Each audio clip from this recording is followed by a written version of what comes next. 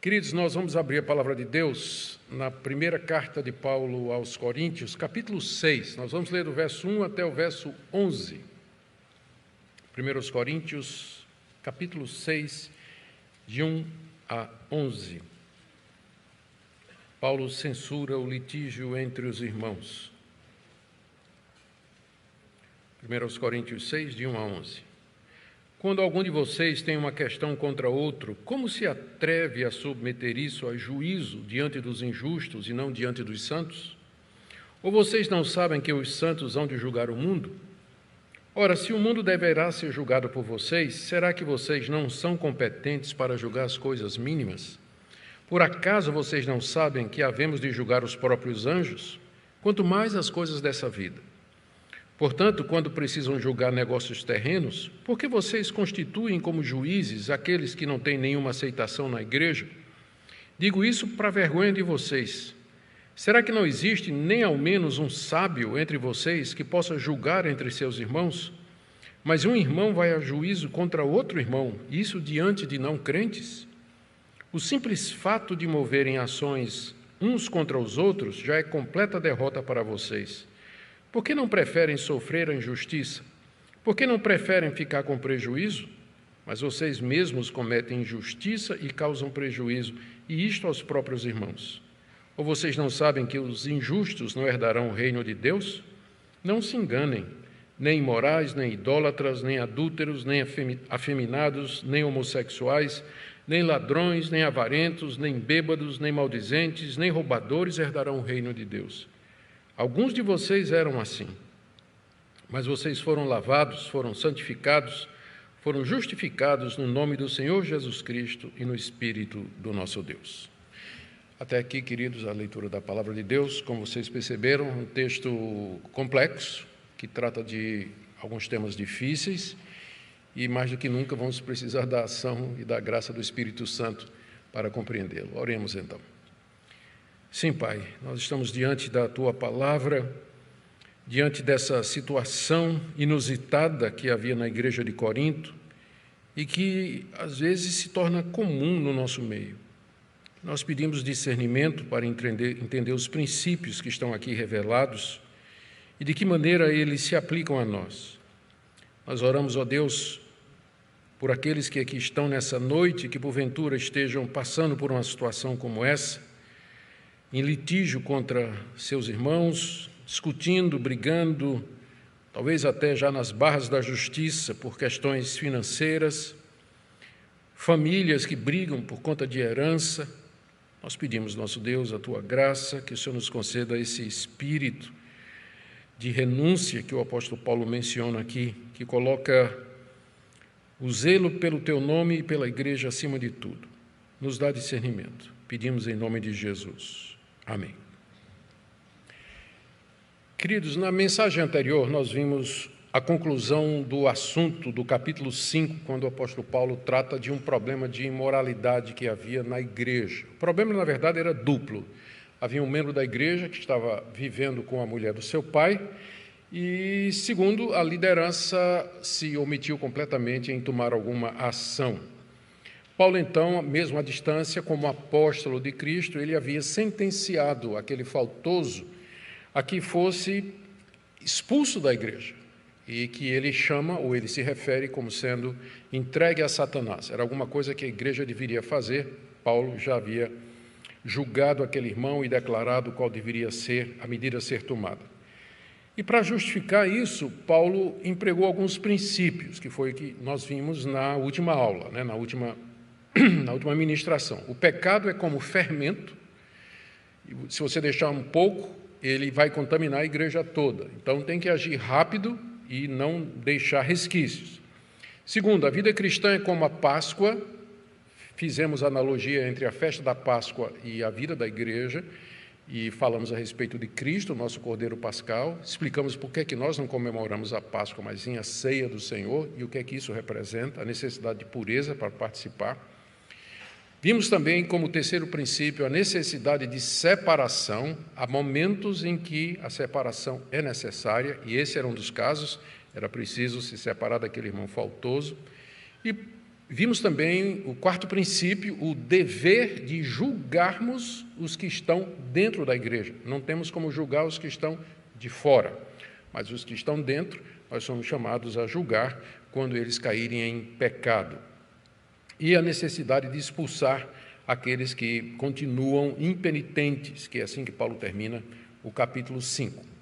Aqui no capítulo 6, Paulo trata de um outro caso moral, mais um outro problema moral que estava acontecendo na igreja de Corinto.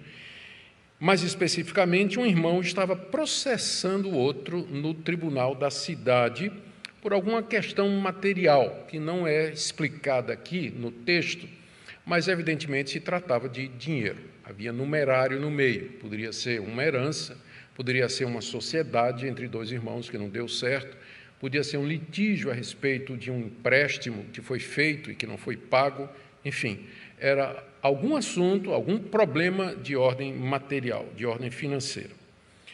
Paulo, então, desenvolve o princípio que ele havia aplicado no final do capítulo 5.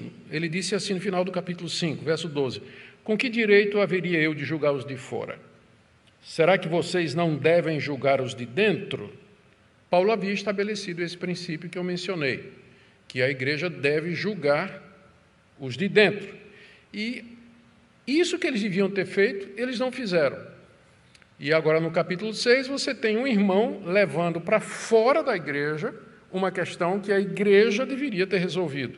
Então, em vez de julgar os que estavam dentro, a igreja abre mão do seu direito, ou fica omissa, e o resultado é que um irmão, para ver os seus direitos, ele é obrigado a ir para as barras de um tribunal mundano para se ressarcir do prejuízo, qualquer que tenha sido ele. Vamos ver como o apóstolo Paulo trata esse assunto aqui, porque ele aparentemente é mais frequente do que a gente gostaria de ver, não é? Eu quero começar com algumas observações para colocar o contexto, para vocês entenderem, uma vez que é bem peculiar, tem traços aqui que são bem pertinentes àquela época, por isso é importante que a gente estabeleça bem o contexto histórico aqui. Em toda a cidade grega daquela época, ou romana, havia um tribunal estabelecido. E esse tribunal, geralmente, ele funcionava no centro da cidade, na praça, e ele era público, ele era aberto. Alguns, eu não pude ver confirmação para isso, mas alguns estudiosos dizem, inclusive, que tinha um local, uma espécie de uma tribuna cercada, um semicírculo, que era chamado de bema. A palavra bema é a palavra grega para juízo, para tribunal. Mas se exatamente tinha um local com esse nome nas cidades gregas, isso aí não é estabelecido. O ponto é que esse tribunal era aberto e que qualquer pessoa poderia passar, parar e ouvir o que estava acontecendo.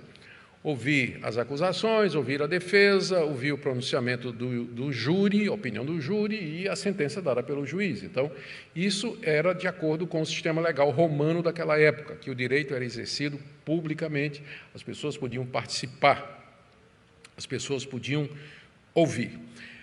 Uma vez por ano eram eleitos 2 juízes em cada cidade grega, e eles tinham jurisdição sobre aquela cidade para resolver os assuntos civis. O júri era geralmente escolhido de entre a elite da cidade e, via de regra, por motivações políticas.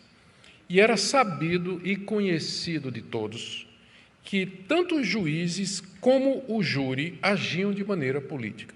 Isso era fato notório e sabido na sociedade daquela época. Os juízes recebiam suborno, ainda bem que é só naquela época.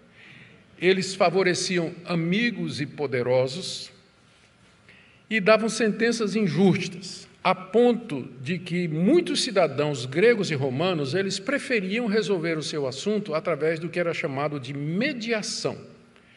Eram pessoas preparadas, eram pessoas determinadas, que funcionavam como mediadores entre as duas partes que estavam em litígio, tentando fazer um acordo para evitar que fosse para o tribunal, onde quase que com certeza a justiça não seria feita de maneira correta, não é? Teria que entrar com dinheiro, suborno, influência política ou qualquer outra coisa. Então, a figura do mediador era uma figura conhecida no direito daquela época. E era opção de muitos.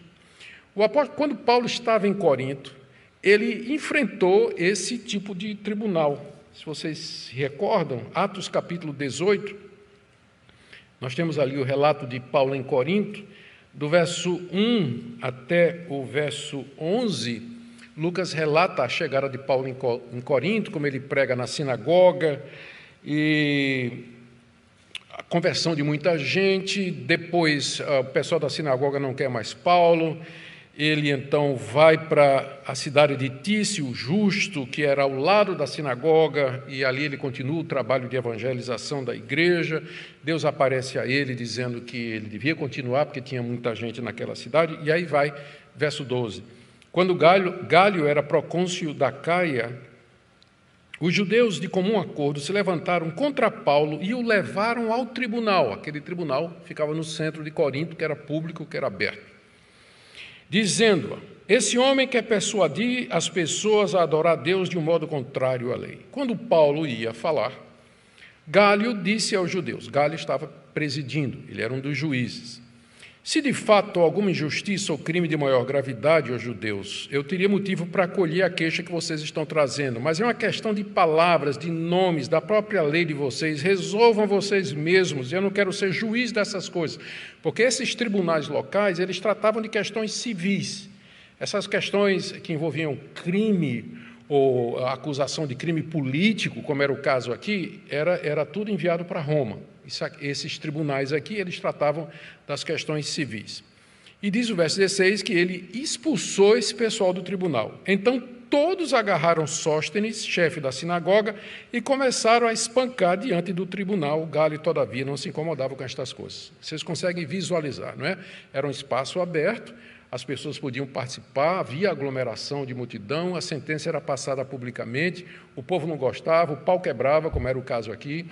Então, era uma situação constrangedora, bastante constrangedora. Então, é nesse contexto que a gente tem que entender o que o apóstolo Paulo está dizendo aqui. Tá certo? A última coisa que Paulo queria era que dois membros da igreja fossem discutir ou litigiar, entrar em litígio um com o outro no tribunal da cidade de Corinto, que ele já conhecia, né? Ele já tinha sido arrastado para lá durante o tempo que ele estava lá.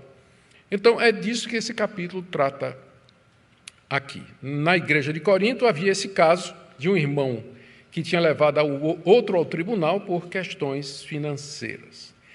Vamos ver, então, como é que o apóstolo Paulo aborda a questão. Deixe-me fazer mais uma observação.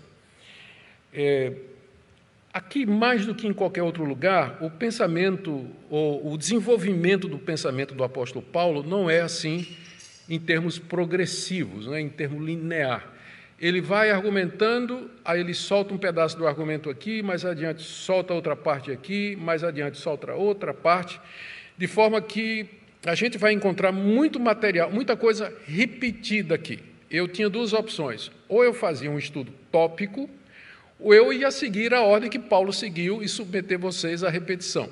Mas como foi Paulo que fez, né, e uma das regras da pregação expositiva é que o sermão está no texto. Então, o seu sermão é o texto, você não deve agir ou ir de maneira diferente do texto. Então, nós vamos seguir essa linha aqui, admitindo que o nosso autor aqui, ele nem sempre é fácil, né, o apóstolo Paulo.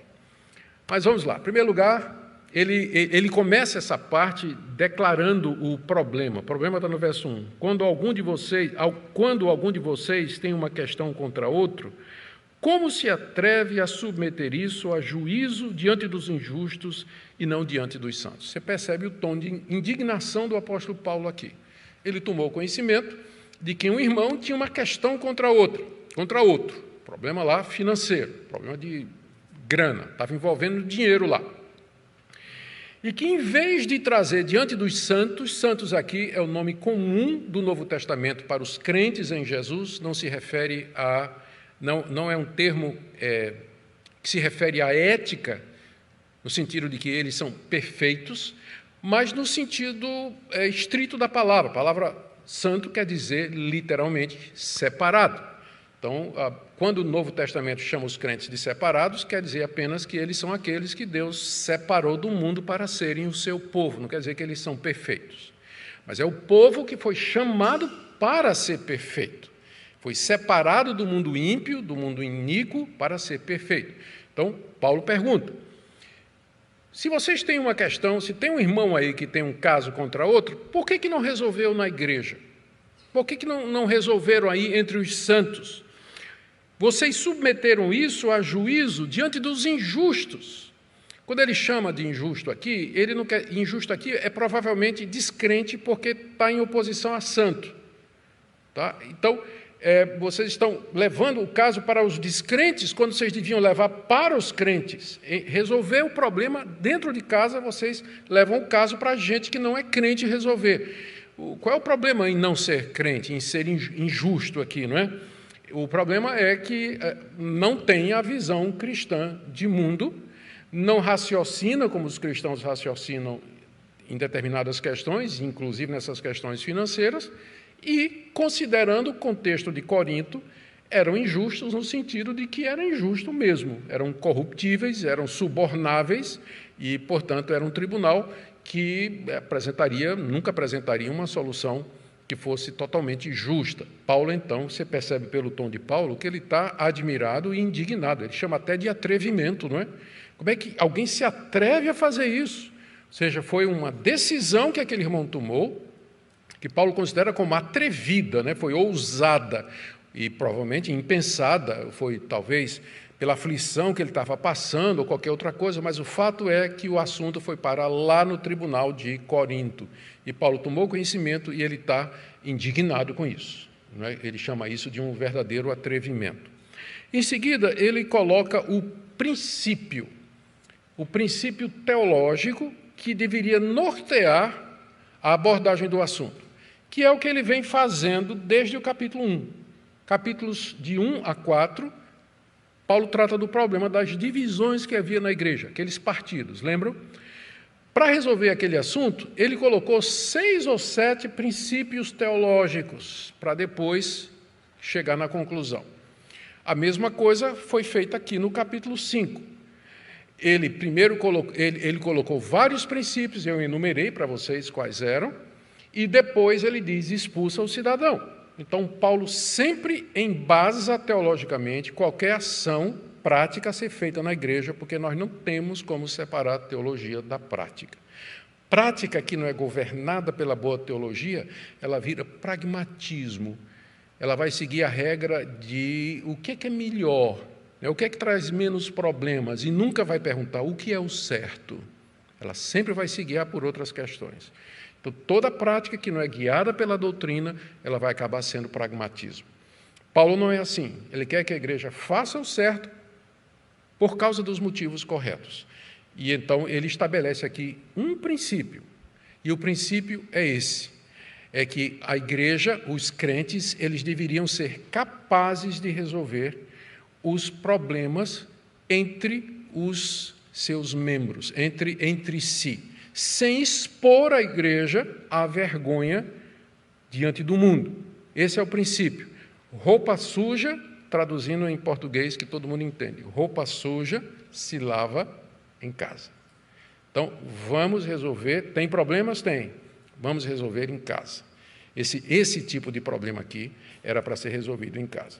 Esse é o princípio. E ele traz dois argumentos para suportar o que ele está dizendo. O primeiro está aí nos versos 2 e 3. É que os crentes, os santos, eles vão julgar o mundo e os anjos. Ora, se eles vão julgar o mundo e os anjos, eles não serão capazes de julgar as coisas dessa vida? São incompetentes para fazer isso? Veja como Paulo desenvolve isso. Verso 2. Ou vocês não sabem que os santos hão de julgar o mundo? Ele pergunta, ele levanta essa questão, né, na forma de esse questionamento é feito como se a decisão ou atitude dos coríntios revelasse a mais profunda ignorância do que Paulo acha que deveria ser conhecimento tácito. Ou seja, que os crentes vão julgar o mundo, isso todo mundo sabe, mas parece que vocês não sabem. Porque se os crentes vão julgar o mundo, ele continua, se o mundo deverá ser julgado por vocês, será que vocês não são competentes para julgar as coisas mínimas? Então, eu não sei quanto dinheiro estava envolvido lá na briga daqueles dois irmãos, mas considerando que a gente vai julgar o mundo, é mínimo. Poderia estar envolvendo um terreno, uma propriedade, gado, uma plantação, não é? Uma colheita inteira. Poderia parecer muita coisa para aqueles irmãos, com certeza parecia, para eles poderem estar brigando. Mas quando você coloca a luz da eternidade, de que um dia nós vamos julgar o mundo, isso aí se torna uma coisa mínima. E Paulo pergunta, vocês não têm competência para julgar uma coisa mínima entre vocês? Resolver esse assunto entre vocês? Aí ele diz, mas não é só o mundo que vocês vão julgar. Verso 3, por acaso vocês também não sabem que havemos de julgar os próprios anjos? E aqui já elevou mais um nível. Quando ele fala julgar o mundo, quer dizer, nós estaremos com Cristo, assentados no dia do juízo, quando a humanidade for trazida diante dele e os ímpios serão julgados pelos seus atos. Nós estaremos com o Senhor Jesus. Nós não estaremos sentados lá no banco dos réus, nós estaremos sentados com Cristo, participando do julgamento do mundo. Nós veremos diante de nós, teremos diante de nós todos os criminosos malfeitores. A lista vem aqui depois, não é? Mais adiante ele vai dar a lista dos que não vão herdar no reino de Deus e que serão julgados. Nós teremos todo esse pessoal diante de nós. E nós então exerceremos o julgamento. Se isso já parece uma coisa grande, agora imagine quando Paulo diz que o próprio Satanás haverá de ser julgado pela igreja no dia do juízo. A igreja estará sentada com Cristo no trono do universo, naquele dia, quando homens e anjos forem trazidos à presença do Senhor de tudo e de todos para serem julgados. Julgaremos não somente o mundo, mas os próprios anjos. Satanás vai comparecer diante de nós. E ele vai comparecer para ser julgado. E evidentemente que a palavra julgado aqui significa condenado, né? Porque não tem outra saída para esse julgamento. Só tem um veredito para esse julgamento, tanto do mundo quanto dos anjos, que aqui se refere aos anjos caídos, obviamente, que o veredito é de condenação eterna, de sofrimento eterno. A solenidade disso é muito grande. E a seriedade disso é muito grande. Agora dá para entender a indignação de Paulo. Quando dois crentes decidem, ou um pelo menos, né, que é o caso aqui, decide resolver essa questão que pode parecer financeiramente grande diante de um tribunal que não é dentro da igreja, ele está esquecendo tudo isso. E boa parte dos nossos problemas e erros que nós cometemos na nossa vida é quando a gente esquece a nossa identidade, a nossa vocação e o nosso chamado.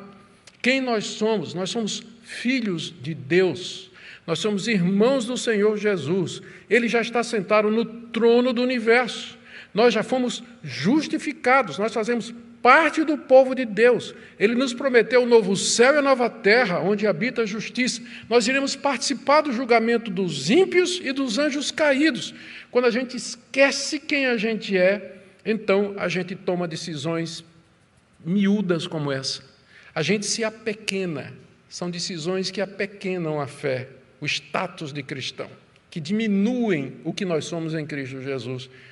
Vocês não sabem que vão julgar o mundo e os anjos, portanto, vocês são incompetentes para julgar as coisas dessa vida. Veja aí o final do verso 3, as coisas dessa vida. Se nós vamos julgar as coisas que têm a ver com a outra vida, a vida eterna, que é o julgamento dos ímpios, que vão ser lançados na eternidade afora, juntamente com os anjos caídos, eternidade afora no inferno, né? Se nós havemos de participar do julgamento das coisas do mundo eterno, quanto mais das coisas dessa vida. Paulo realmente quer chamar a atenção da igreja de Corinto para a bobagem que eles haviam, ou a bobagem que estava sendo cometida ali, e provavelmente, se eles não se preocuparam com o imoral, né? Muito menos com isso aqui, né? Provavelmente a liderança também não estava nem aí para esse caso que estava correndo solto e que era conhecimento de tanta gente aqui. O segundo princípio é que é a composição dos tribunais humanos.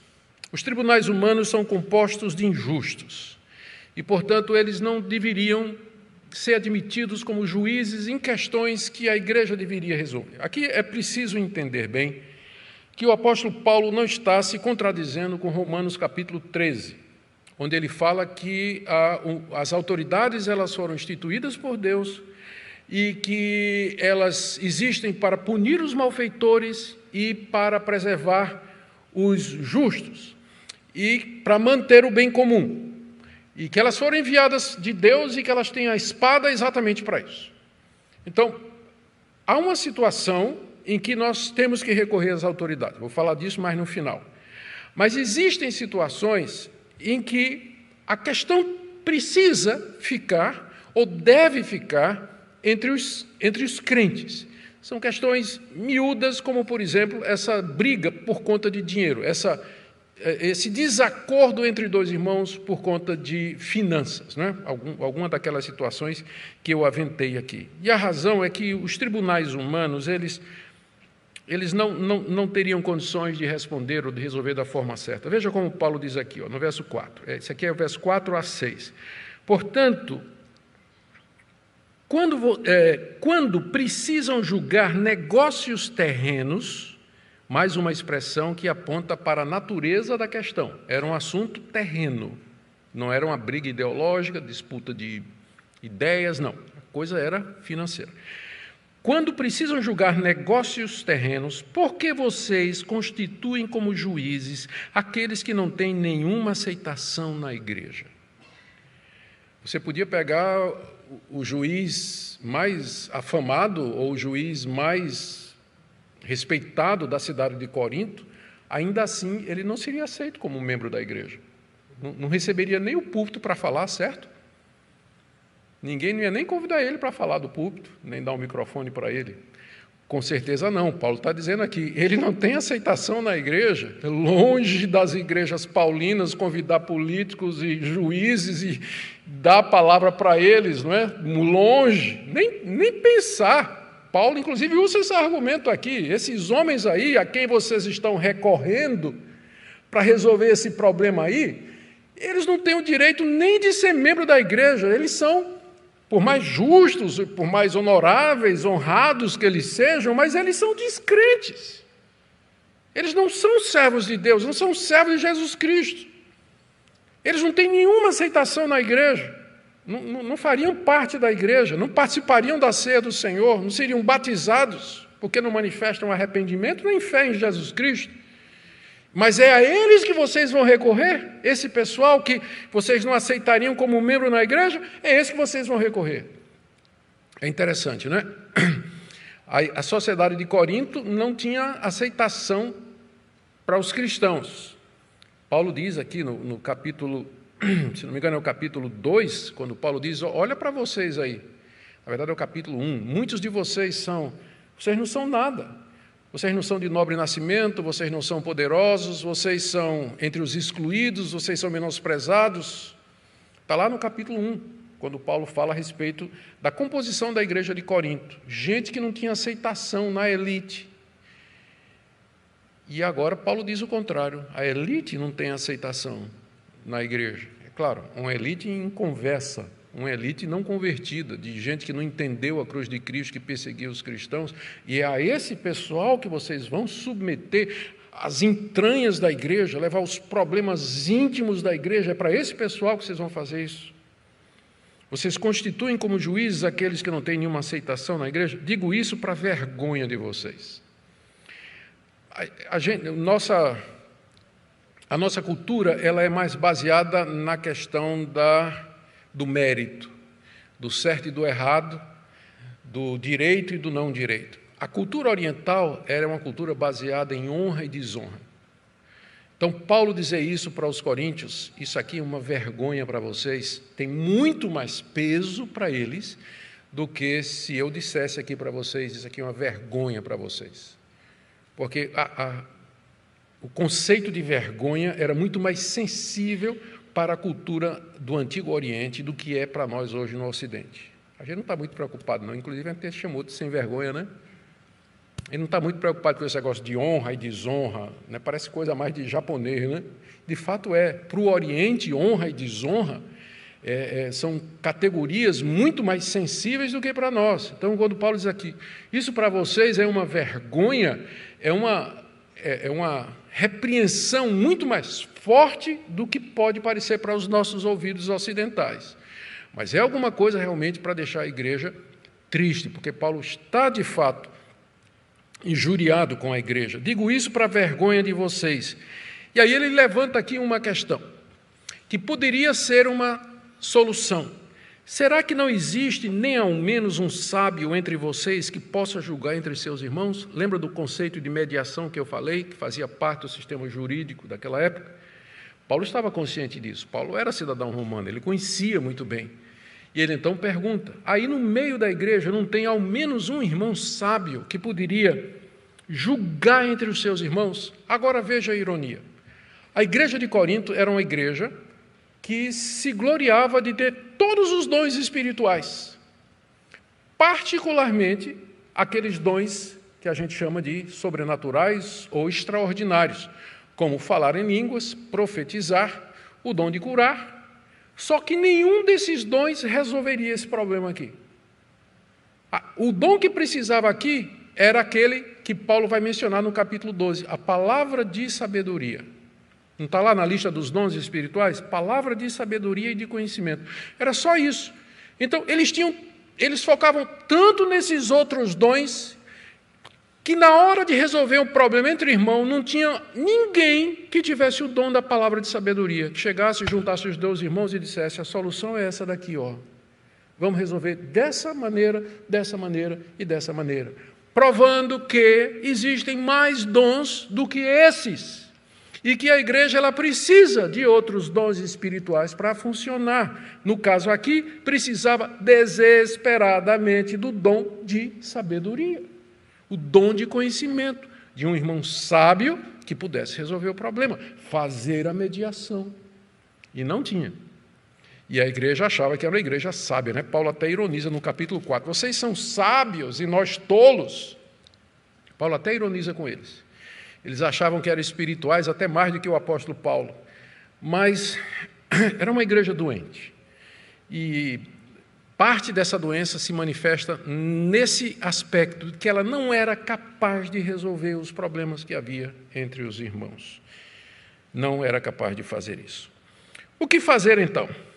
Sim, aí Paulo diz, né, na ausência de um sábio entre vocês, no verso 5, um irmão vai a juízo contra outro irmão, e isso diante de não crentes. Você vê como ele fica voltando, né? Vocês estão indo diante de não crentes, gente que não tem aceitação na igreja, diante dos injustos. Paulo simplesmente não quer admitir que a igreja não resolva isso aqui e que acabe levando isso para as barras de um tribunal. A razão pela qual o apóstolo Paulo está indignado já ficou claro. É porque isso é um apequenamento da igreja. A igreja está abrindo mão de um direito. Aquela que vai julgar o mundo e os anjos está abrindo mão de uma competência que é dela. Devemos julgar os de dentro. E está dando essa competência ao mundo. Paulo fica mais injuriado, particularmente porque os tribunais de Corinto e nas cidades gregas em geral eram todos corrompidos e subornáveis. Devia haver exceções, por conta da graça comum de Deus. E é claro que a preocupação maior do apóstolo Paulo é que em tudo isso o evangelho estava exposto. O evangelho estava exposto. A gente imagina o escárnio daqueles juízes, né? Quando chegasse lá o irmão, né, para processar o outro lá, disse, mas peraí, vocês dois não são daquela igreja, vocês não são daquela seita que tem aí, né? A gente é daquela seita, mas não é a seita que fala de amor, de união, de amar o irmão, de perdoar, de dar a segunda, de dar face, de se alguém tirar a capa, dar a túnica. Não é essa seita que vocês fazem parte? E o que é que vocês estão fazendo no meu tribunal aqui, brigando por dinheiro? Imagina a incoerência, não é? Mas é isso que Paulo quer evitar, que o irmão vá processar o outro diante do tribunal terreno, em situações que poderiam ser resolvidas na igreja. E aí, então, ele dá a solução. A solução ele já sugeriu, não é? Que teria sido a mediação de um irmão sábio. Como não havia, então resta agora o quê? E aqui nós temos a orientação de Paulo sobre o que fazer nos versos 7 e 8, e com certeza muita gente não gostou. Ele pergunta, versos 7 e 8, ele diz: o simples fato de moverem ações um contra os outros já é completa derrota para vocês.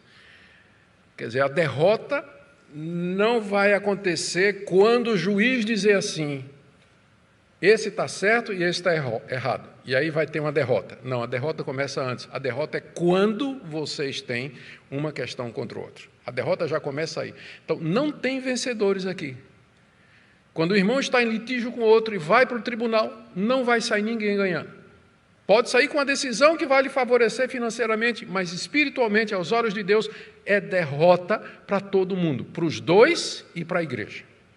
Já é completa derrota só o fato de vocês não conseguirem resolver isso entre vocês como irmãos em Cristo Jesus. Então, tinha um irmão, provavelmente estava dando prejuízo ao outro, provavelmente estava sendo injusto com o outro, negócio, herança, não sei, sociedade, tudo isso é possível. E a pessoa ofendida, a pessoa que se sentiu lesada, ela, em vez de trazer o assunto para a igreja, ela já foi direto no tribunal, já processou o irmão. Então, está todo mundo errado aí. Primeiro, quem deu o prejuízo, e segundo, quem reagiu dessa forma. Não tinha vencedor nessa história. Não tinha. Completa derrota. E aí o que é que Paulo diz? Por que não preferem sofrer a injustiça? Por que não preferem ficar com prejuízo? Isso aqui é surpreendente. Mas o que Paulo está fazendo aqui é simplesmente repetir o que Jesus Cristo disse. Se alguém entrar em litígio com você e te tirar a capa, dá a túnica. Se ele quiser te obrigar a andar 1 milha, vai com ele 2. Se alguém te bater na face direita, ofereça a esquerda. Aqui está um exemplo prático disso. O irmão que estava sofrendo prejuízo devia ter dito, para eu reaver o meu direito, eu vou ter que ir na justiça. Mas fazer isso significa expor o evangelho e o nome da igreja. Então, eu prefiro arcar com prejuízo. Isso representa amar a Deus, o evangelho e a igreja mais do que o seu dinheiro, mais do que suas posses. Significa você sofrer o dano, ser injustiçado, ser prejudicado por amor a Jesus Cristo. Por isso que eu disse que provavelmente a igreja de Corinto e o pessoal envolvido não gostou da solução do apóstolo Paulo, mas não tinha outra. Ele está seguindo só o que Jesus ensinou. Ele não está inventando isso aqui. Isso aqui é aplicação prática do evangelho ensinado por Jesus Cristo, no Sermão do Monte, de como nós devemos reagir. Está aqui um exemplo como funciona isso na prática. A gente só sabe o quanto é cristão na hora que bate aqui, ó, no bolso, aqui, na carteira. A gente só sabe realmente o quanto é cristão na hora que a coisa pega no órgão mais sensível do corpo humano, que é a sua carteira. É aí que você sabe o quanto você é cristão. Quando custa alguma coisa, quando vai exigir de você alguma coisa, renúncia de alguma coisa, algum prejuízo, e você está disposto a passar por esse prejuízo para preservar o nome do Evangelho, o nome de Cristo e o nome da igreja. Por que vocês não preferem ficar com prejuízo? Paulo faz essa pergunta esperando que, na expectativa de que isso seria um normal. E Paulo está dizendo, por que esse irmão aí que está sofrendo aí, primeiro, por que vocês não resolveram? Segundo, que não tinha solução, por que levou para o tribunal? Ou não teria sido melhor sofrer o prejuízo? Paulo vai puxando o assunto até as últimas consequências, não é? Mas vocês mesmos cometem injustiça e causam prejuízo, e isso aos próprios irmãos. Para não parecer que Paulo está apenas se dirigindo ao irmão que estava sendo prejudicado, Paulo está dizendo para o prejudicado, melhor você perder do que resolver na justiça. Contra um irmão da mesma igreja. É melhor você perder, deixa. Para não parecer que Paulo está só batendo nele, ele diz aqui, não é, que vocês estão cometendo injustiça e causando prejuízo aos próprios irmãos. Isso está vendo na igreja.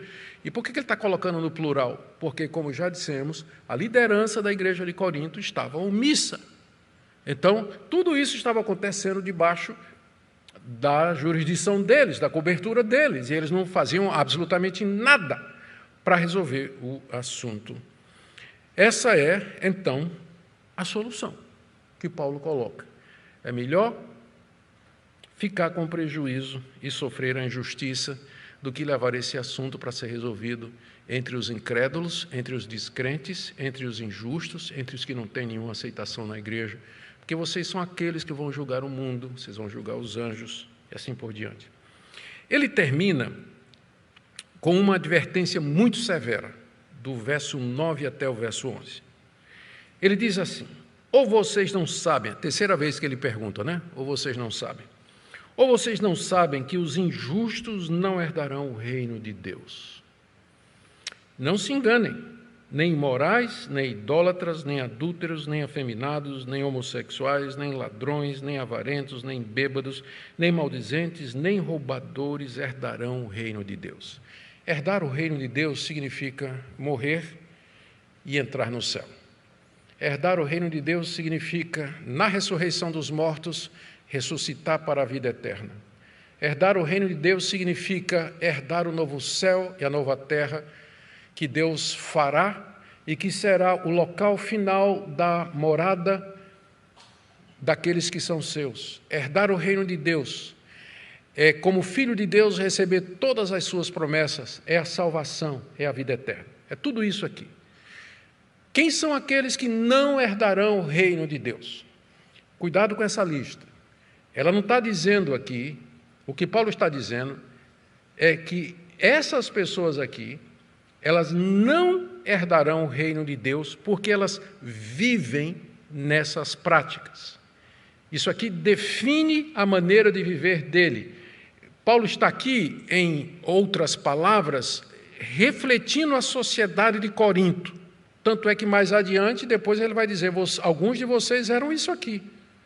Então, ele está refletindo a sociedade greco-romana daquela época, onde viver dessa maneira era comum e aceitável. Era uma sociedade muito corrompida, especialmente na cidade de Corinto, que era muito conhecida por ser uma cidade depravada em todos os sentidos, Essa lista não está dizendo que um crente em Cristo Jesus que tropeçou e cometeu uma imoralidade, que ele perde a sua salvação. Não. Mais uma vez, Paulo está descrevendo a maneira de viver daqueles que não herdarão o reino de Deus. Então, se a sua vida é caracterizada por isso aqui, então significa que você não está entre aqueles que Paulo chama de santos, o povo de Deus, chamados por Deus e que herdarão o seu reino. Por que Paulo está trazendo esse assunto aqui agora? Tem duas possibilidades. Primeira, isso aqui pode se referir aos juízes. Paulo está dizendo, olha quem não vai herdar o reino de Deus. Esse pessoal aqui. E é para esse pessoal que vocês estão submetendo os assuntos de vocês? É esse pessoal que vocês querem que julguem essas coisas de vocês? Segunda possibilidade, Paulo está advertindo aquele que estava cometendo a injustiça contra seu irmão, dizendo, olha, quem pratica ou quem vive na prática da injustiça, esse não vai herdar o reino de Deus. E a palavra injustiça é muito ampla, como dá para ver nessa lista aqui. Ela se refere a tudo aquilo, toda prática que é contrária à palavra de Deus, toda violação dos mandamentos de Deus. Então, é por isso que os incrédulos são chamados de injustos e os santos de justos, não porque eles têm justiça própria, mas porque eles foram justificados. Então, é esse aqui o ponto. Depois de ter argumentado, Paulo diz, é como se ele dissesse para os coríntios, o tipo de atitude que vocês estão tomando se assemelha ao comportamento daqueles que não vão entrar no reino de Deus. provem que eu estou errado, arrependam-se, resolvam o assunto de vocês, porque se continuar assim, vocês não são diferentes do mundo e serão julgados e condenados com o mundo. Aqui é uma chamada ao arrependimento que Paulo está fazendo à igreja de Corinto. A lista é bem conhecida, bem variada, não dá tempo para a gente aqui entrar nos detalhes. Mas quando ele fala em morais, a imoralidade aqui é a imoralidade sexual. Idólatra, era muito comum a idolatria na cidade de Corinto, era a cidade dos 1000 templos, havia deuses para tudo quanto era de necessidade naquela época. Adúlteros, já mencionamos aqui quando tratamos do capítulo 5, de que era muito comum o adultério, o homem casado, ele tinha as suas amantes, e isso era tolerável, todo mundo sabia disso.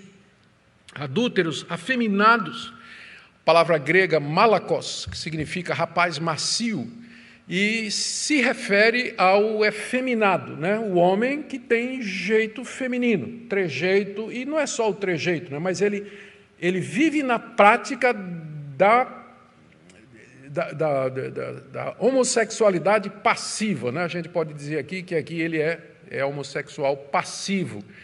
E o ativo é da próxima palavra, né? Homossexual, que é a tradução da palavra grega arsenokoites, que significa aquele que tem coito com homem, e que foi traduzida nas versões antigas como sodomita, em lembrança ao que aconteceu na cidade de Sodoma e Gomorra. O que você tem aqui é o homossexual passivo e o ativo.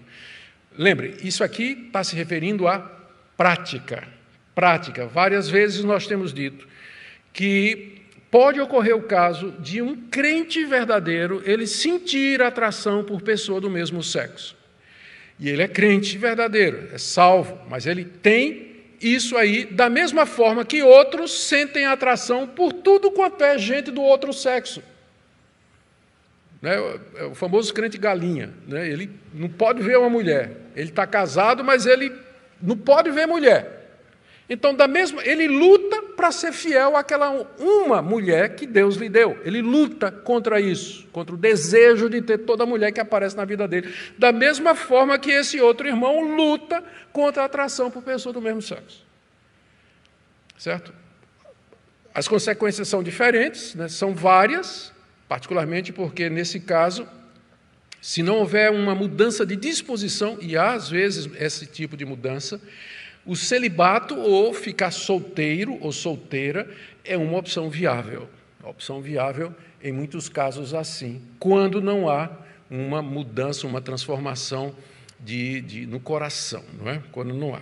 Mas Paulo não está se referindo a esse tipo de coisa, está se referindo aos que vivem na prática do relacionamento homossexual, tanto o afeminado quanto o sodomita.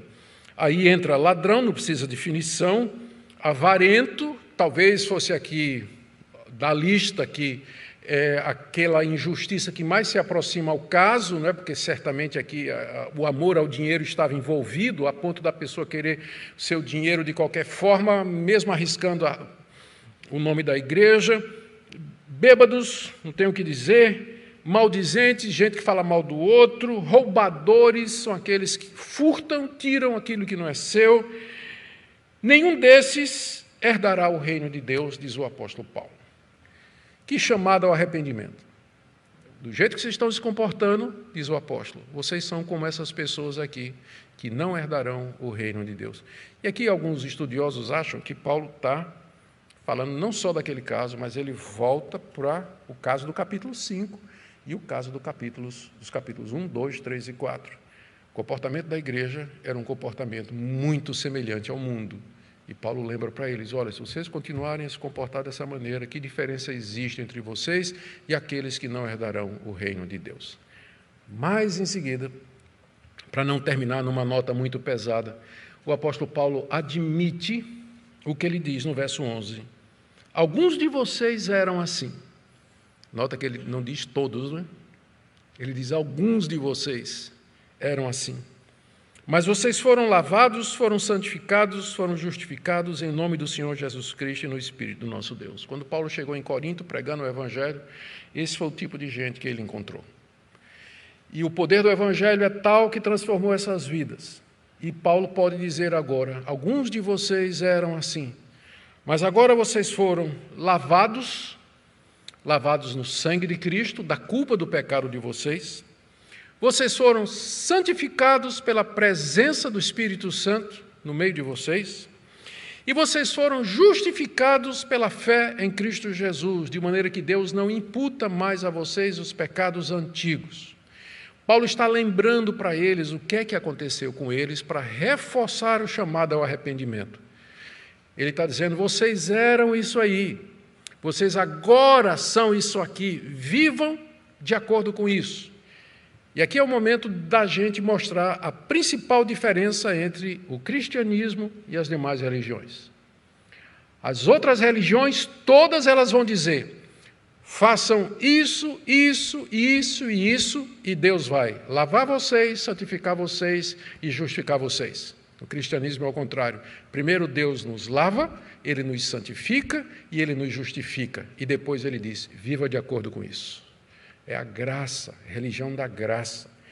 E é a essa graça que Paulo apela aqui, dizendo para os coríntios, vocês eram assim, então não se comportem mais como vocês eram, com a injustiça que está sendo feita aí, com todos esses erros que estão sendo feitos, mas resolvam o assunto como deve ser feito.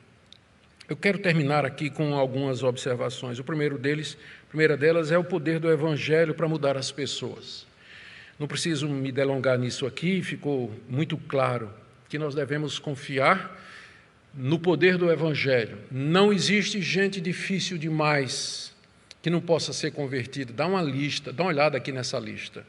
Dá uma olhada aqui nessa lista. Não existe gente demais que esteja longe do alcance do Evangelho. Devemos ter confiança. A segunda coisa que eu queria chamar a sua atenção é o chamado para a renúncia. A solução que Paulo apresenta aqui é uma solução que poucos cristãos gostam, sofrer o prejuízo. Renunciar a alguma coisa, por amor ao Evangelho e por amor a Cristo Jesus.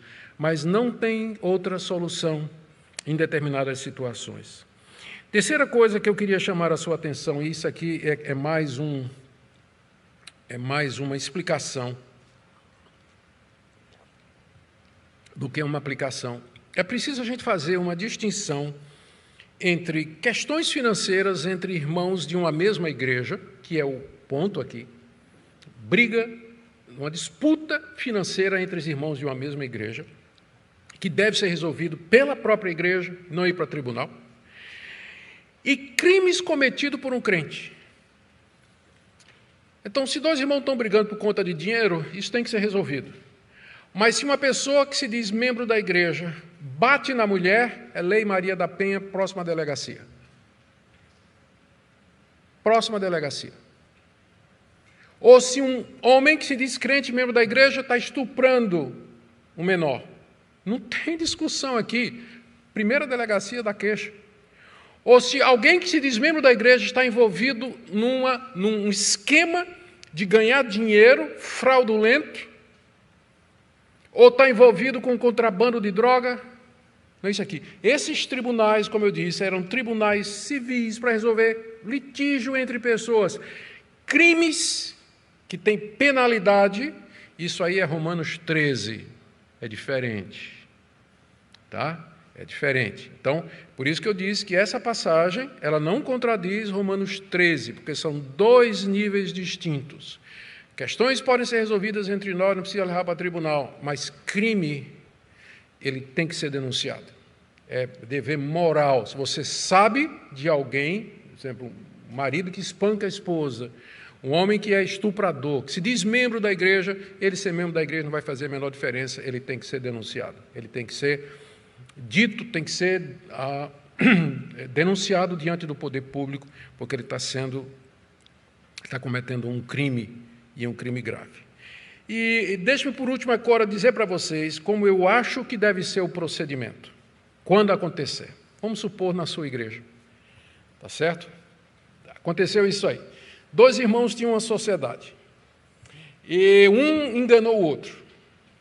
Foi mais esperto, não é? O cara acabou dando um jeito de ganhar mais dinheiro do que o outro, e talvez não foi totalmente da maneira correta. O irmão que se viu defraudado ali, né, roubado dos seus direitos, o que é que ele deve fazer? Ele deve, primeiro, tentar uma reconciliação, tentar resolver o assunto com esse outro irmão. São dois irmãos em Cristo. Tentar resolver.